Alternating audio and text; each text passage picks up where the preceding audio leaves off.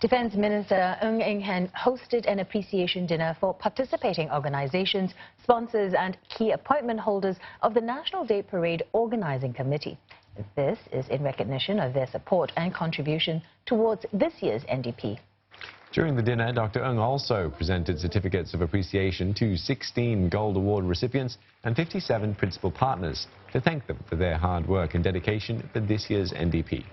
He said the theme of Our Singapore also highlighted the call for collective action, and he thanked the thousands of people who worked together to make NDP 2019 a success. Over the years, the NDP has become more than a show or even a celebration.